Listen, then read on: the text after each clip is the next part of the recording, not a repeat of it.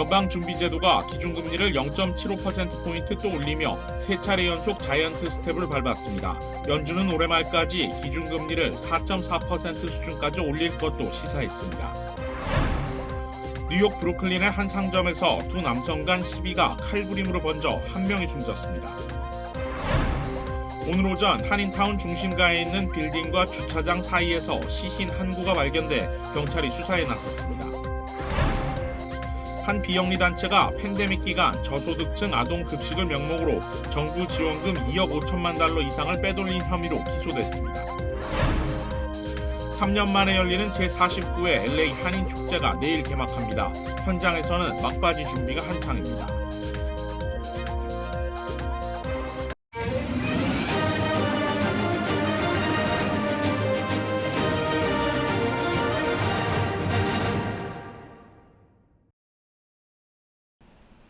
여러분 안녕하십니까? KBS 아메리카 뉴스입니다. 연방준비제도가 기준금리를 또 0.75%포인트 올렸습니다. 세 차례 연속인데요. 한보경 기자가 취재했습니다. 네, 6월과 7월에 이어서 이달까지 세 차례 연속 0.75%포인트를 올려서 미국 기준금리는 이제 3%에서 3.25%로 올라갔습니다. 2008년 1월 이후 14년여 만에 가장 높은 수준입니다. 지난주에 발표된 8월 소비자 물가 상승률이 시장 전망치를 훌쩍 웃돌면서 연준이 기준금리를 오늘 한 번에 1%포인트 올릴 거란 전망도 나왔었는데 그렇게까지는 하지 못했습니다. 연준 역사상 한 번에 1%포인트를 올리는 일은 없었던 데다가 금융시장에 미칠 과도한 충격을 우려했을 겁니다. 물론 0.75%포인트도 굉장히 큰 폭입니다. 세 차례 연속 역시 전례를 찾아보기 힘든 파격적인 인상 속도입니다. 물가를 잡기 위해 긴축의 고삐를 늦추지 않겠다는 의지로 읽히고 있습니다. 올해 말 예상금리가 4.4% 수준입니다. 지난 6월 회의 때는 올해 예상금리를 3.4%로 제시했었는데 1%포인트나 높아졌습니다. 올해 통화정책회의가 이제 두 번 남았습니다. 이렇게 되면 두 번의 회의에서 1.3%포인트는 올린다는 계산이 나옵니다. 적어도 한 번은 또 자이언트 스텝 간다는 거죠. 내년 예상금리는 4.6%고 내후년이 3.9% 수준입니다. 결국 내년까지는 금리를 내리지 않겠다는 얘기고 내후년에나 가야 금리 인하가 가능할 거라는 얘기입니다. 제롬 파월 연준 의장도 물가 상승률이 연준 목표치인 2%를 향해 내려가고 있다는 확신이 들 때까지는 금리를 내리는 건 고려하지 않겠다고 강조했습니다. 내년 성장률 전망치도 1.7%에서 1.2%로 하향 조정했는데 사실 물가 잡기 위해 금리를 이렇게 급격하게 올리는 것은 결국 수요를 위축시켜서 경기를 둔화시키겠다는 겁니다. 경제 성장을 일정 부분 포기하겠다는 불가피한 면이 있습니다. 그리고 연준은 미국 경제가 이 강력한 긴축을 어느 정도 버틸 수 있다고도 보고 있죠. 이와 관련해 경기 침체 여부는 어느 누구도 모른다. 이렇게 파월 의장이 얘기했습니다. 연준의 금리 인상 일정이 시장의 예상보다 빨라질 것으로 나오면서 투자 심리가 크게 위축됐습니다. 뉴욕 증시 주요 지수 모두 1.7% 안팎씩 하락 마감했습니다. 당분간은 변동성 심한 장세 이어질 것으로 보입니다. 지금까지 뉴욕에서 전해드렸습니다. 유엔 총회를 계기로 한일 정상이 2년 9개월 만에 마주 앉았습니다. 두 정상은 양국 관계 개선 필요성에 공감했습니다. 박민철 기자가 보도합니다. 2년 9개월 만의 한일 정상회담이 유엔 총회를 계기로 미국 뉴욕에서 열렸습니다. 사전에 의제를 정하지 않은 약식회담 형식으로 30분가량 진행됐습니다. 대통령실은 한일 정상이 현안을 해결해 두 나라 관계를 개선할 필요성에 공감했다고 밝혔습니다. 또 외교 당국 간 대화에 속도를 높일 것을 당국에 지시하고 계속 협의해 나가기로 했다고 했습니다. 현안을 명시하지는 않았지만 양국 간 최대 쟁점인 강제동원 피해자 배상 문제의 해법이 논의된 것으로 보입니다. 구체적인 합의는 이루지 못한 건데 대통령실 측은 양 정상이 만나 해결을 위한 첫걸음을 뗐다고 의미를 설명했습니다. 이번 한일 정상회담은 합의했다는 우리 측 발표에 일본 측이 확정된 건 없다고 나오면서 막판까지 성사 여부가 불투명했습니다. 결국 회담이 열린 건 현안 해결과 관계 개선에 대한 양 정상의 의지가 반영된 것으로도 풀이됩니다. 한일 정상은 북한의 핵 프로그램에 대한 심각한 우려를 공유하고 국제사회와 긴밀히 협력해 나가자는 데도 뜻을 모았습니다. 바이든 대통령의 일정 조정으로 한일 회담과 마찬가지로 확정 발표가 미뤄진 한미 정상회담도 곧 이뤄질 것으로 보입니다. 한미 정상회담에서는 미 인플레 감축법에 따른 우리 전기차 생산 기업의 불이익 문제, 외환 시장 안정 방안 등이 테이블에 오를 전망입니다. 미국 뉴욕에서 KBS 뉴스 박민철입니다. 한일 정상회담에 앞서 윤 대통령은 어제 저녁 한인 동포들을 만나 재외동포청 설립 법안이 이번 정기국회에서 어려움 없이 통과될 것으로 기대한다고 밝혔습니다. 윤 대통령은 뉴욕에서 열린 동포간담회에서 재외동포청 설립 법안은 자신의 대선 공약이었지만 민주당 공약이기도 했다며 이번 정기국회에서 문제없이 통과될 것이라고 말했습니다. 또 동포들이 혐오 범죄와 차별에 노출되지 않고 안전하게 생활할 수 있도록 정부 차원에서 최선을 다하겠다고 강조했습니다. 이어 정부는 재외동포들이 미국 사회에서 합당한 권리를 누리고 한인 동포 사회가 더욱 발전할 수 있도록 하고 동포들의 권익 신장과 안전을 위해 미국의 관심을 촉구하겠다고 덧붙였습니다. 뉴욕주 검찰이 트럼프 전 대통령 등을 상대로 부동산 가치 조작 혐의 등으로 2억 5천만 달러의 손해배상을 요구하는 민사소송을 제기했습니다.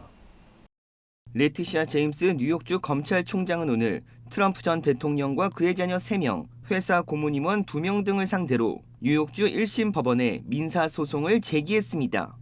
제임스 총장은 트럼프 전 대통령과 자녀들이 소유한 부동산 가치를 실제보다 부풀리거나 낮춰 유리한 조건으로 세금과 보험, 대출 금액을 책정받는 등 부당한 혜택을 누렸다며 최소 2억 5천만 달러의 손해배상 소송을 청구했습니다. 검찰은 이들이 지난 2011년부터 10년 동안 트럼프 그룹 재무제표 등의 관련 서류에서 맨해튼 트럼프타워 등 전국에 보유하고 있는 200개 이상의 부동산 자산 가치를 허위로 보고했다고 밝혔습니다.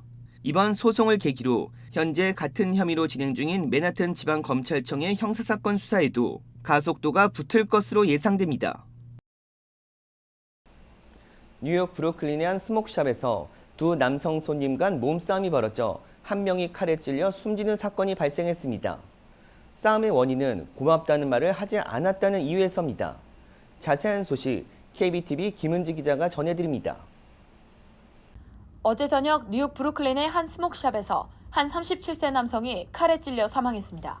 스모크샵 직원에 따르면 두 남성은 동시에 가게로 들어오는 상황이었고 이번 사건의 피해자인 남성이 한 다른 남성을 위해 가게 문을 열어줬습니다.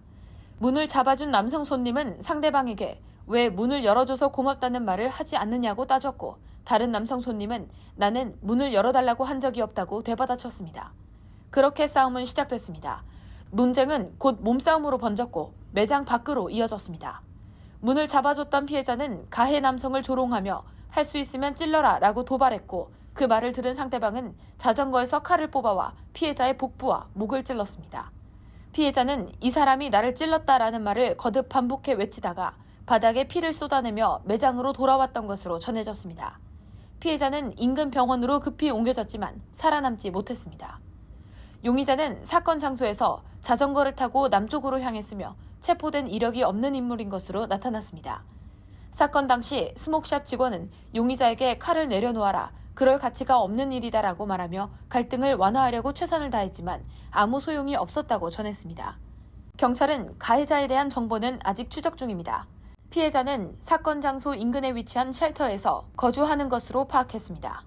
뉴욕 경찰은 매장 내부 CCTV 영상을 공개하며 목격 제보나 사건에 대한 정보가 있는 사람은 누구나 연락해 줄 것을 당부했습니다. KBTV 뉴스 김은지입니다. 한인들도 많이 사는 사우즈녹스의 한 베이커리 상점에 2인조 절도범이 진입해 수천 달러의 금품을 훔쳐 달아났습니다. 내부 CCTV 영상입니다. 검은색 후드를 뒤집어 쓴 2명의 절도범이 들어와 금품을 훔치는 모습이 포착됐습니다. 상점에 설치된 알람이 울렸고 곧바로 경찰이 출동했지만 범인들은 도주하고 없었습니다. 범행 직후 상점은 유리창이 박살났고 각종 기물들도 파손된 상태였습니다. 피해 업주 로빈 리 씨는 직접 소셜미디어에 영상을 공개하고 용의자 제보를 당부했습니다. 현재 클라우드 펀딩 사이트 고펀드미에서는 큰 손실을 입고 영업을 중단한 업주를 위한 기금 모금이 이루어지고 있습니다. 오늘 오전 LA 한인타운에서 시신 한 구가 발견돼 경찰이 출동했습니다. 올림픽가에 있는 편의점에선 권총 강도 사건이 발생해 경찰이 용의자를 수배했습니다. 사건 사고 소식 윤범수 기자가 보도합니다. 오늘 오전 11시 30분쯤 LA 한인타운 윌셔와 노르만디에 있는 빌딩 아래에서 한 구의 시신이 발견됐습니다. 건물과 주차장 사이 바닥에 엎드린 채 쓰러져 있던 남성을 건물에서 일하던 한인이 발견해 경찰에 신고했습니다. 현장에는 시신을 가리는 천막이 세워졌고 형사들과 검시관이 나와 수사를 이어갔습니다. 경찰은 시신이 발견된 지 3시간여 만에 현장을 수습했지만 구체적인 사망 원인에 대해선 말을 아꼈습니다. The radio call came out as a man down. We responded, completed a death investigation. There's a little bit more investigation that needs to be done, and then the next of kin has to be notified before we can say anything else. 숨진 남성은 30, 40대 백인 또는 히스패닉 남성이며 한인은 아니었습니다. 쓰러져 있는 위치나 바닥의 혈흔으로 봤을 때 추락사가 사망 원인으로 추정됩니다. 경찰은 자살 또는 사고사 외에 다른 가능성에 대해서도 수사를 이어갈 것이라고 밝혔습니다. 올림픽과 알바라도의 한 편의점입니다. 후드와 마스크를 쓰고 주머니에 손을 집어넣은 채 뒤에 서 있는 남성. 잠시 후 카운터 앞으로 다가오더니 총을 꺼내 한 발을 발사합니다. 이후 점원을 협박해 봉지에 돈을 담을 것을 요구하며 또 한 발의 총격을 가합니다. LAPD 램파트 경찰서는 오늘 보도자료와 함께 영상을 공개하고 키 5피트 9인치 250파운드의 20대 초중반의 히스패닉 남성을 수배했습니다. 용의자는 범행 당시 회색과 파란색 다저스 후드 스웨터와 검은색 바지, 하얀색 테니스 신발을 신고 있었습니다. KBS 뉴스 윤범수입니다. 미국의 한 비영리 단체가 팬데믹 기간 저소득층 아동 급식을 명목으로 정부 지원금 2억 5천만 달러 이상을 빼돌린 혐의로 기소됐습니다. 미네소타 연방검찰은 비영리 단체 피딩아웃 퓨처 설립자 에이미 보크와 직원 47명을 사기와 돈 세탁, 뇌물 수수 등의 혐의로 체포해 기소했다고 밝혔습니다. 이 단체는 팬데믹 여파로 끼니를 거르게 된 저소득층 어린이 수만 명에게 음식을 제공하겠다며 200여 곳의 급식소 개설을 돕고 후원을 자처한 뒤 정부에 식비 상환을 청구했습니다. 하지만 수사 결과 급식 대상자 명단에 오른 2천여 명의 어린이 이름 가운데 실존 인물은 단 33명에 불과했습니다. 검찰은 이들이 허위 청구서를 제출해 정부 기금을 챙긴 뒤 고급 자동차와 부동산, 보석 등을 구매했다고 밝혔습니다. 이달 초 LA 통합교육부를 해킹했던 집단이 해킹한 정보에 대한 대가를 요구하고 나섰습니다. 사건 직후 침묵을 지켰던 해커들은 2주 뒤인 최근 연락을 취해와 돈을 지불하지 않을 경우 40만 명의 학생 정보를 팔아넘기겠다고 위협했습니다. 정확한 요구 액수는 알려지지 않은 가운데 LA 통합교육부는 아직 해커들에게 답변을 하지 않은 상태라고 밝혔습니다. 교육부는 학생들의 소셜 번호와 교직원 관련 중요 정보는 유출되지 않은 것으로 판단하고 있습니다. 하지만 일부 학생들의 신원 정보는 노출됐을 가능성이 있는 것으로 우려하고 있습니다. 3년 만에 열리는 LA 한인 축제가 내일 개막합니다. 현장에서는 막바지 준비 작업이 한창입니다. 제49회 LA 한인 축제는 한류의 힘으로 회복과 화합이라는 주제로 내일부터 오는 25일까지 4일 동안 열립니다. 올해 LA 한인 축제는 3년 만에 열리는 만큼 더 많은 먹거리와 볼거리는 물론 다양한 한류 문화 체험으로 풍성하게 채워졌습니다. 한복을 입고 사진을 찍는 등 관람객들이 한류를 체험할 수 있는 공간을 크게 늘렸습니다. 오징어 게임, 그 비슷한 그런 게임을 많이 만들었습니다. 옛날에는 부스 1개였는데 지금은 12개로 지금 부스로 꾸며져 있습니다. 한국 특산품 부스를 여는 업체들은 물류 비용 증가로 걱정이 많았지만 달러 강세 덕분에 좋은 상품을 가격 경쟁력 있게 판매할 수 있게 됐다며 기대감을 보였습니다. 여기 단골 고객님도 많이 계시고 해서 저도 상당히 신제품으로 우리 한국 사람의 얼굴에 맞는 그런 훌륭한 제품을 많이 준비를 해가지고 왔습니다. 좋은 제품을 우리 미국에 있는 우리 LA에 있는 한인들한테 제공하려고 오는 입장입니다. 그렇기 때문에 뭐 가격은 환율하고도 전혀 상관없이 예전 가격 그대로 고수할 계획으로 지금 잡고 있습니다. 한국에 본사가 있는 기업들도 자사 브랜드를 한인 사회에 더욱 알리기 위해 다양한 이벤트를 준비하고 있습니다. 저희는 장건강과 면역에 좋은 맘스타민 건강기능식품 브랜드입니다. 저희 많은 이벤트랑 할인하고 있으니까 많은 방문 부탁드립니다. LA 한인축제재단 사무국은 각종 문화공연 등 풍성한 축제의 장을 마련했다고 설명했습니다. 이번 49회는 이 움츠렸던 가슴을 활짝 풀고 좋은 추억을 많이 담아가시기 위해서 꼭꼭 이 축제에 참여해 주시면 감사하겠습니다. 토요일은 한국일보 주간 코리안 퍼레이드가 올림픽길에서 열리는 등 각종 행사가 이어져 재단 사무국은 가급적 대중교통을 이용해 축제에 참여해 줄 것을 당부했습니다. 11월 중간 선거를 앞두고 한인단체인 미주정치력신장위원회가 LA 시장직에 도전하는 리카르소 후보를 지지하고 나섰습니다. 카루소 후보는 한인들에게 감사를 표하며 당선되면 새로운 LA를 만들겠다고 약속했습니다. 박시몬 기자가 취재했습니다. 리카르소 후보를 지지하기 위해 50여 명의 한인들이 모였습니다. 카루소 후보는 한 명 한 명에게 악수를 청하며 감사의 뜻을 표했습니다. 이탈리아계 이민 3세인 카루소 후보는 이민자들의 어려움을 잘 알고 있다며 개인적으로 한인들과 친숙하게 지내고 있다고 말했습니다. The Korean community is a community that I love. I don't say that lightly. I think we have so much in common with our belief in our faith, our families, wanting to work hard, do well, educate our children, live in peace, and have the ability to build our businesses. And I'm going to be there for the Korean community and have them represented in City Hall. 카루소 후보는 현재 LA의 가장 시급한 문제로 노숙자와 치안을 꼽았는데 거리의 텐트들을 치우는 것이 우선이라고 강조했습니다. 이들이 거리에서 방황하게 놔둘 것이 아니라 친절과 배려 속에 침대에서 보호해야 한다고 덧붙였습니다. 이와 함께 치안 문제를 해결하기 위해서는 경찰 인력을 늘려야 한다고 강조했습니다. And we need to prevent crime and reduce crime. We need more officers. We're 880 officers short in Los Angeles, and we really need to stop the increase of crime and make our community safer.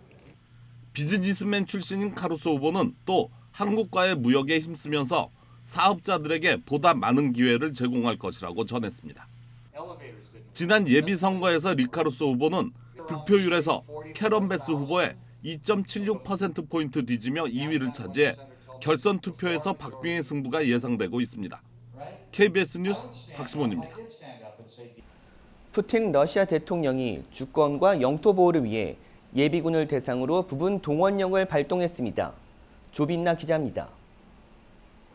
러시아의 군 동원령이 내려졌습니다. 우크라이나 특별 군사작전 시작 7개월 만입니다.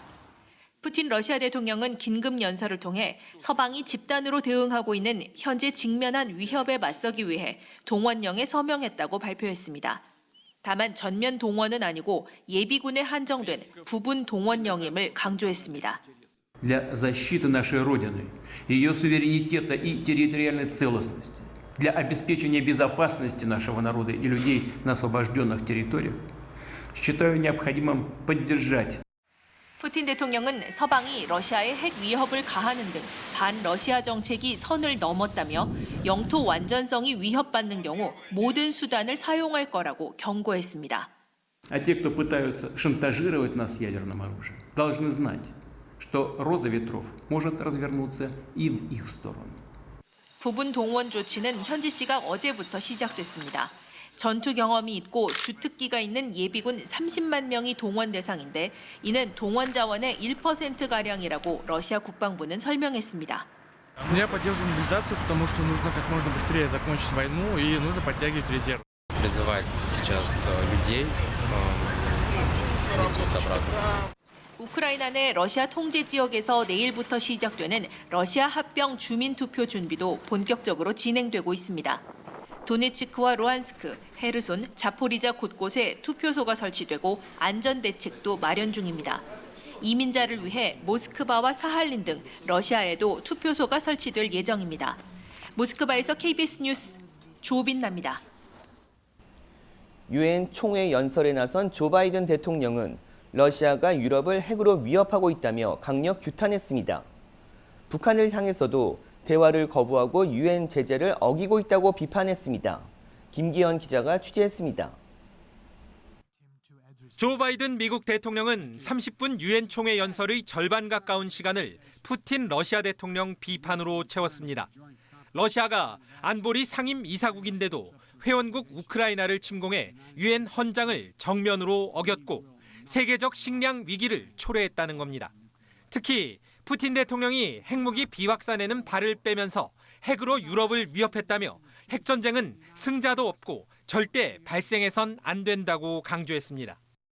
Just today, President Putin has made overt nuclear threats against Europe and a reckless disregard for the responsibilities of the non-proliferation regime. 북한을 향해서도 미국은 진지한 외교를 시도했지만 북한은 노골적으로 유엔 제재를 위반할 뿐이었다고 비판했습니다.